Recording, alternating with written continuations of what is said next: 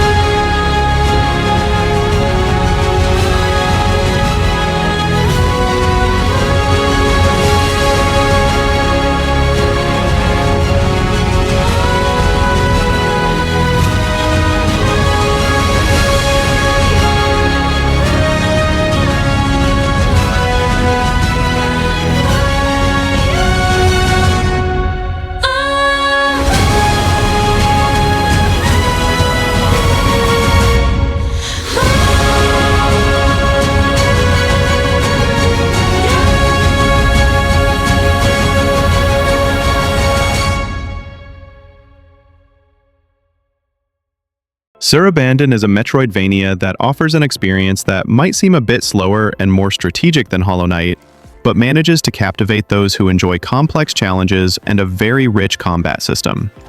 The game offers a dynamic system where you need to think fast and master reflexes, facing epic bosses that demand total mastery of the mechanics. This more tactical approach to combat provides interesting depth and requires learning to succeed, which recalls the satisfaction of overcoming the difficult battles in Hollow Knight. The game has a robust progression system, with an extensive skill tree and 2 characters with distinct combat styles, between which you can switch to adapt to challenges. This gives the feeling that the game is almost an RPG within the Metroidvania, with many options to customize your skills and strategies, especially with the magic crafting system, which is a highlight for those who enjoy exploring combat possibilities. Visually, Sur Abandon bets on high-quality pixel art that captures a dark and dense atmosphere, in tune with the gothic style that many Hollow Knight fans adore. The design of the scenarios and enemies brings this ambiance of a corrupted castle, tragedy, and mystery, which are classic ingredients of the Metroidvania genre, but with its own touch that gives the game personality. Exploration is very rewarding, with a map that encourages revisiting areas and mastering new powers to open previously inaccessible paths. Despite having a slower pace than other Metroidvanias, this approach creates a more intimate and rewarding experience, valuing strategic thinking and careful progression. Those who like to understand every corner of the maps and master every challenge will feel right at home here. The game also focuses heavily on atmosphere building, with a soundtrack that perfectly matches the tense and mysterious mood, and a narrative that, although simple, works well to keep the player immersed. It relies more on the setting and the feeling conveyed than on major plot twists or extensive dialogues, which may please those who enjoy a more minimalist and gameplay-focused experience. For those who loved Hollow Knight, Sur Abandon is a mandatory journey for anyone wanting something that respects the genre's essence, but with a speed more marked by strategy and deep combat. It's for those who like meticulousness, good challenges, character customization, and that atmosphere that mixes dark solitude with that uncontrollable desire to explore every inch of the game's world.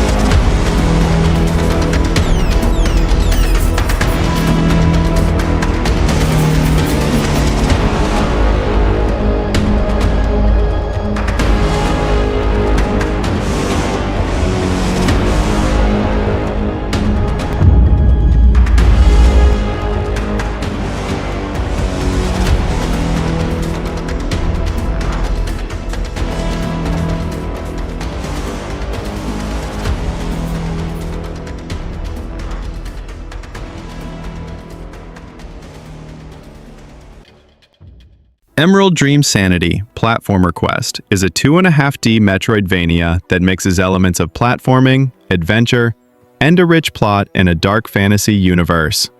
If you, like me, were captivated by the atmosphere and gameplay of Hollow Knight, you will feel immediately at home with this game, which invites deep exploration of mysterious worlds, full of secrets, puzzles, and treacherous enemies.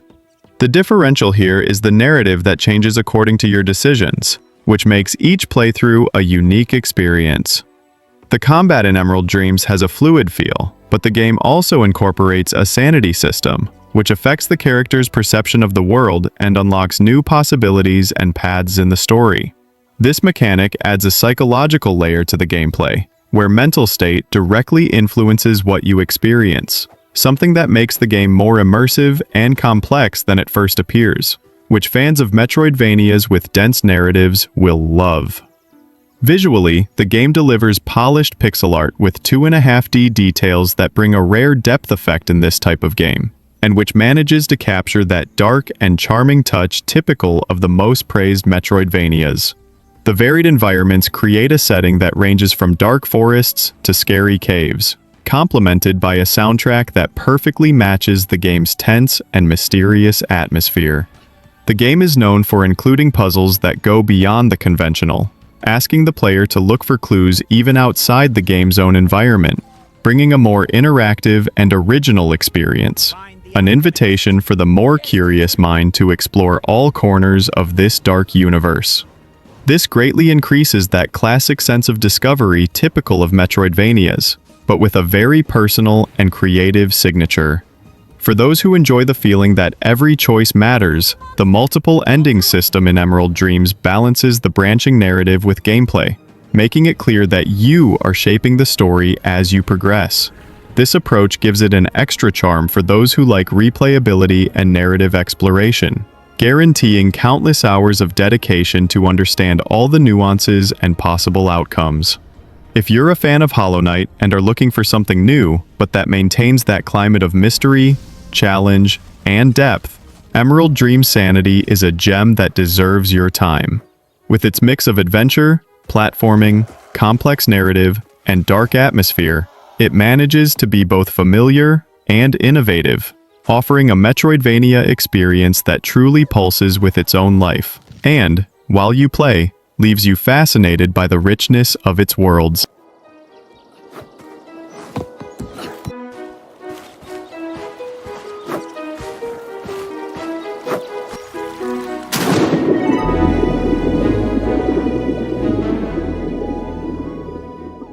Wraithbinder is a game that will make any Hollow Knight fan feel right at home, but with its own identity that will surprise you from beginning to end.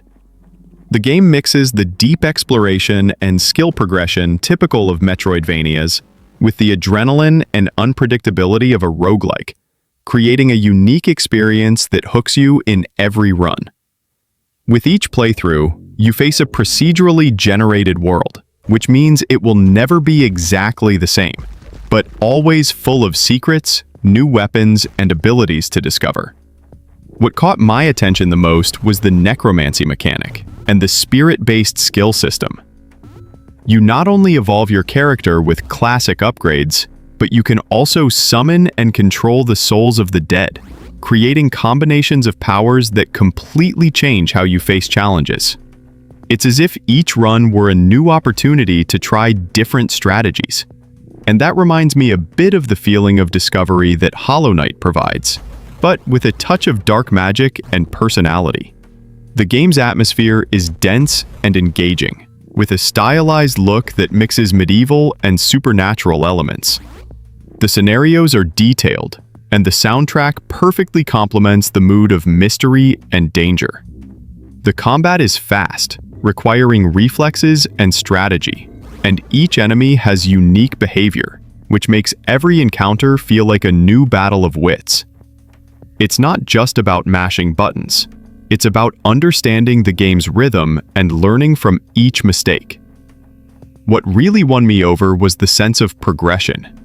Even if you die and restart, there's always something new to discover, whether it's a new skill, a hidden secret, or a combination of powers that changes everything. It's like the game encourages you to keep trying, exploring every corner of the map, and testing new tactics. This reminds me a lot of the sense of accomplishment that Hollow Knight gives, but with a touch of unpredictability that makes each playthrough special. Wraithbinder also has an engaging narrative, with charismatic characters and a lore that reveals itself little by little as you advance. The protagonist has to deal with difficult choices and face real consequences, which gives weight to your decisions and makes the story more personal. It's easy to get involved with the world and want to know more about the secrets it hides. If you're a fan of Hollow Knight and are looking for a game that offers the same depth of exploration and progression, but with a dash of dark magic and innovative mechanics, Wraithbinder is a sure bet.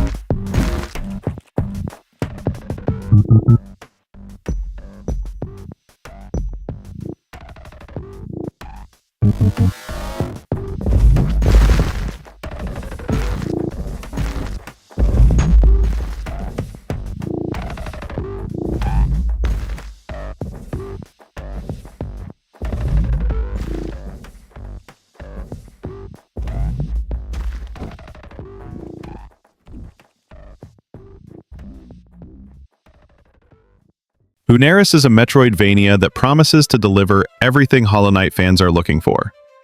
Deep exploration, challenging combat, and an immersive atmosphere, but with a visual and mechanical identity that makes it unique. The game is set in a post-apocalyptic world called Kaliman, where the protagonist Yami, accompanied by a friendly firefly named Bobby, sets out in search of the forgotten secrets of a civilization that fell after an unstable energy gave rise to terrible monsters. The story is told in a non-linear way, with multiple endings that encourage exploration and replaying matches to discover everything the game has to offer. What struck me most about Lunaris was the fluidity of the combat and the variety of abilities you unlock throughout the journey. The game demands quick reflexes and precision, especially in the brutal bosses and acrobatic platforming sections that test your every move. Each new ability, like dash, grapple, and slide, completely changes how you move through the map, making the world increasingly accessible and rewarding. It's the kind of game that makes you feel like a true master of the character as you master each mechanic. Even more interesting is the form system. You can switch between an angel form and a demon form, each with unique abilities that are essential for both exploration and combat. This adds an incredible strategic layer, as certain paths and enemies can only be faced with the right form. It's as if the game forces you to think before you act, creating a constant sense of discovery that reminds me a lot of the spirit of Hollow Knight. The soundtrack and the pixel art visuals with realistic lighting are other high points. The scenarios are detailed and full of secrets, and each area has a striking visual identity that keeps you glued to the screen. The atmosphere is dense, with a mix of mystery and danger that makes you want to know more about the world and its characters. The NPCs, like the blacksmith barback, also have personality and offer upgrades that make a difference in your journey. Furthermore, Lunaris has a speedrun mode with online rankings, which is perfect for those who like to challenge their own limits and compete with other players. The game also offers pets, mounts, including a unicorn that takes you to inaccessible places, and a variety of legendary weapons and spells that make each run unique. It's easy to fall in love with this universe and want to explore every detail. If you are a fan of Hollow Knight and are looking for a Metroidvania that offers challenge, depth, and a striking visual and narrative experience, Lunaris is a choice that has potential. Flee the Fallen is a Metroidvania that takes the structure we love in Hollow Knight, exploration, brutal combat, and difficult bosses, and throws it all into a 2D zombie apocalypse, creating an experience that is both familiar and completely new. Here, instead of the melancholy of Hallownest, you find the constant tension of survival in a post-apocalyptic world, where every corner can hide a horde of undead ready to devour you. The premise is straightforward: fight, explore, and survive. But the execution has that Metroidvania flavor that keeps us hooked from beginning to end. What immediately caught my attention in Flee the Fallen was the promise of intense and visceral combat, focused on weapon switching. Unlike Hollow Knight, where we specialize in the nail, here you have a varied arsenal to deal with threats, and knowing which weapon to use in each situation is key to not becoming zombie food. The game isn't afraid to be difficult. The enemies are relentless, and the bosses, from what the developers promise, are challenging and require you to master every mechanic to win. It's that I died but I learned feeling that every Souls-like and Hollow Knight fan knows well. Exploration is another point that directly speaks to those who have spent hours unraveling the secrets of Hallownest. The world of Flee the Fallen is a large, interconnected map, full of ruined villages, abandoned mines, and dangerous mountains, all filled with secrets, quests, and of course, many dangers. The progression is classic to the genre. You find new abilities and equipment that allow you to access previously blocked areas, encouraging that enjoyable backtracking, always with the feeling that there is something new to discover in every corner of the map. The atmosphere of the game is heavy and oppressive, as a good zombie survival game should be. The 2D visual gives it a special charm, but make no mistake, the brutality is present in every confrontation. The demo already shows a bit of this climate, with dark scenarios, enemies that appear by surprise, and the constant need to manage your resources to not be left stranded in the middle of a fight. It's a different kind of darkness than Hollow Knight's, less poetic and more raw, focused on the despair of survival. The game also promises a layer of quests and a story that unfolds as you explore this devastated world. Although the main focus is on action and survival, the narrative guides you through this universe, giving you reasons to keep going beyond simply not dying. This combination of combat, exploration, and narrative is what makes a Metroidvania memorable, and Flee the Fallen seems to be on the right track to deliver this complete experience. For those who loved Hollow Knight and are looking for a new Metroidvania to get hooked on, Flee the Fallen is an excellent choice, especially if you enjoy a darker and more visceral theme. It takes the core that we love, challenge, exploration, and an interconnected world, and places it in a zombie apocalypse scenario with an arsenal of weapons to vary the gameplay. With the demo already available on Steam and the release scheduled for the end of 2025, it's a game to put on the list and keep an eye on, because it has all the potential to be our next addiction in the genre.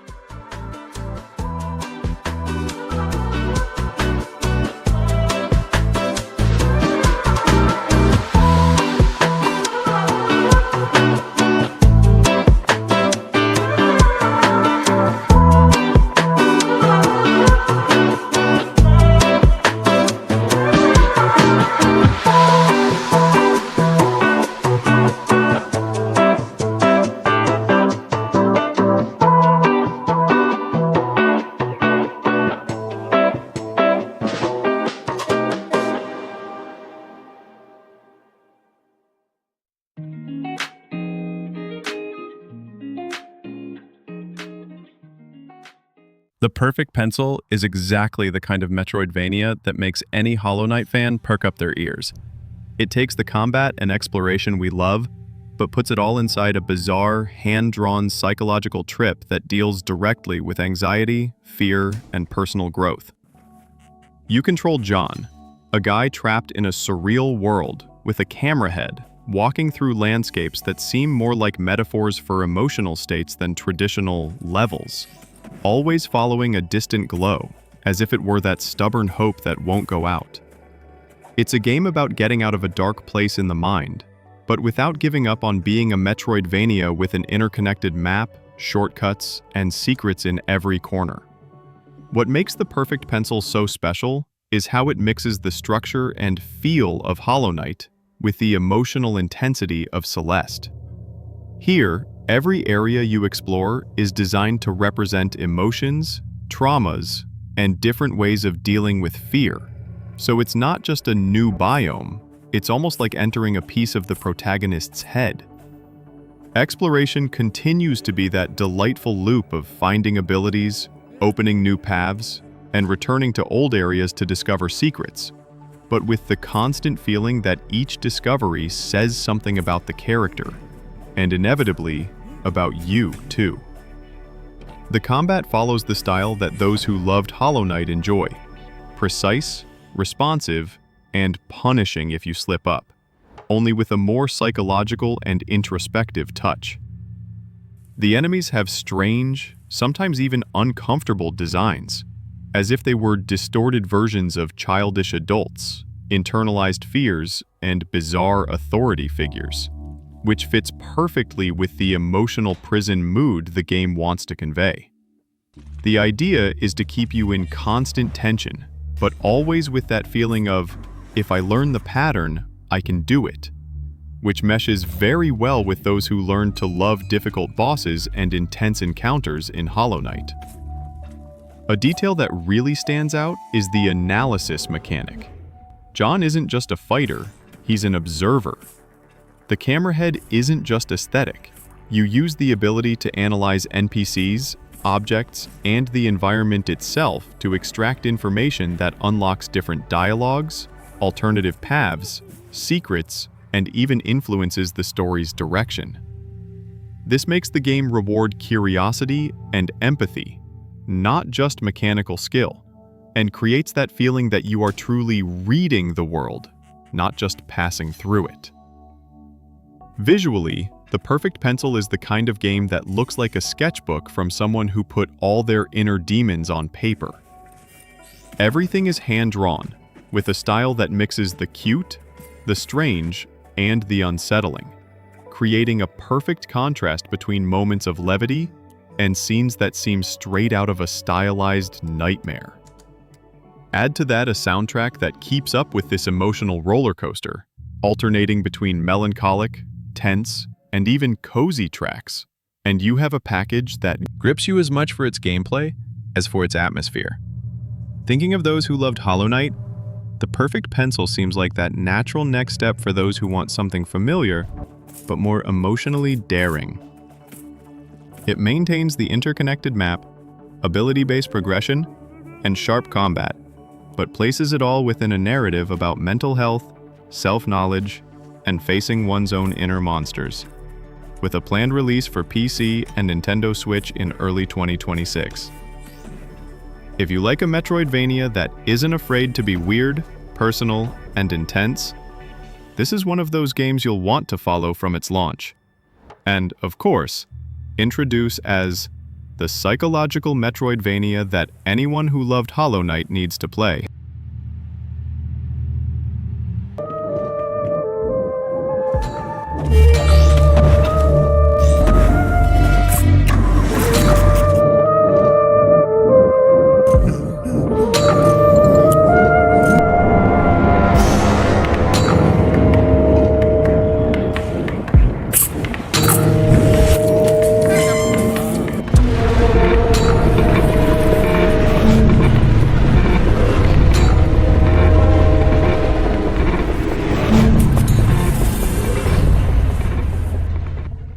Altered Alma is that new Metroidvania that, honestly, seems tailor-made for those who love Hollow Knight, but want to see that formula thrown into the middle of a grimy, neon, and personality-filled cyberpunk future.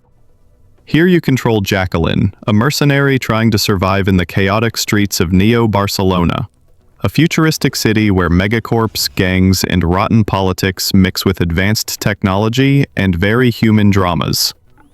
The vibe is space opera mixed with classic Metroidvania. A giant interconnected map, shortcuts, backtracking, and that delightful feeling of, I'll come back here later with another ability.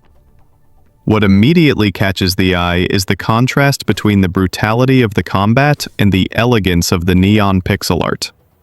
Each neighborhood in Neo-Barcelona has its own identity. Decadent clubs, alleys full of signs, dark laboratories. And all of this functions as a huge playground for Jacqueline's abilities, including teleportation and special moves that make movement extremely dynamic. If you like the feeling of mastering space in Hollow Knight, here that fantasy returns with a very strong futuristic spice. Altered Alma isn't just a Metroidvania. It pulls elements from RPGs and even a romance system, but in a way that doesn't break the exploration rhythm. You can interact with characters, develop relationships, choose dialogue, and even have romances, but all of this is optional and never gets in the way of the game part. The devs themselves reinforce that it's not a dating sim, and that dialogues can be skipped if you just want to focus on the action. For those who enjoy rich lore and narrative, this is a feast. For those who are more gameplay first, the game makes room for both styles. Another very cool thing is that Altered Alma gives you a base to call home, the ship Castefa. It functions as a hub, a return point, and a customization space, where you manage your crew, upgrade equipment, and feel like you're really building something throughout the journey, not just increasing numbers and stats. This management layer gives a broader sense of progression than just getting stronger. almost as if you were setting up your own little corner amidst the chaos of Neo Barcelona. The combat, from what we can already see in the demos, is intense and punishing, with a feel that flirts with the Souls-like style. Enemies that hit hard, important positioning, and bosses that require pattern reading and calm. Jacqueline can combine melee attacks, projectiles, teleport abilities, and RPG upgrades to build a more aggressive or more technical playstyle. And this vibes very well with that every attempt makes me better feeling that Hollow Knight delivered. The fact that the game was quickly funded on Kickstarter shows that the Metroidvania community saw potential there. It's not just another game in the crowd. Thinking of those who loved Hollow Knight, Altered Alma seems perfect for those who want a Metroidvania with sharp combat, deep exploration, and, at the same time, a stylish and different world, with cyberpunk, optional romance, and even an already announced crossover with Blasphemous. With a planned PC release around 2026, after a well-received demo and a lot of buzz on Metroidvania channels, it has everything to be that next big title in the genre that we'll be watching closely. If you like intricate maps, challenging bosses, and a futuristic universe full of attitude, this is one of those games that makes you want to say, remember the name, because anyone who loved Hollow Knight will want to check out Altered Alma.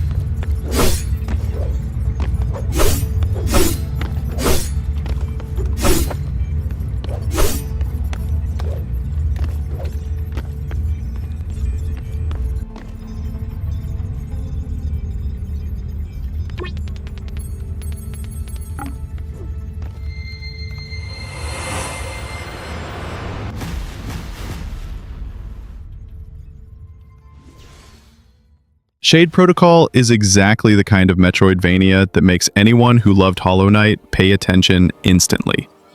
It takes the deep exploration and precise combat we enjoy and throws it all into a cyber fantasy world where music, code, and neon blades mix. The premise is simple to explain, but delightful to imagine. A universe on the brink of annihilation, where you advance through a dark, technological city using weapon instruments, switching between two very distinct forms, dawn and shade, to survive and rewrite this world's destiny. It's the kind of game where every corridor, every room, and every hidden shortcut seems like part of a giant musical score, waiting for you to play it the right way with the right abilities. What gives Shade Protocol a very strong identity is precisely this mix of combat and music without becoming a rhythm game. Instead of pressing buttons to the beat, you wield instruments as weapons. A piano shield to parry and counterattack, a flute spear to project yourself across the screen, a guitar axe to break armor and walls, a chakram to create portals and platforms, and a violin katana to dash through enemies, in a way that's very reminiscent of the fluidity in games like Hollow Knight and Nine Souls. Each of these instruments is on its own button, so as you unlock everything, you have a complete musical arsenal always at hand, ready to build combos and solve both combat and exploration. Another layer that makes the game very interesting is the protocol system, which functions like a build editor in the form of code. Instead of just equipping a charm or passive ability, you collect functions and calls, code scripts that can be combined to create crazy effects, like corrupting enemies to fight on your side, amplifying damage when you switch instruments, or rewarding those who master complex strike sequences. It's the kind of system that speaks directly to those who like to experiment, test different builds, and find that combination that makes the game click in a very personal way.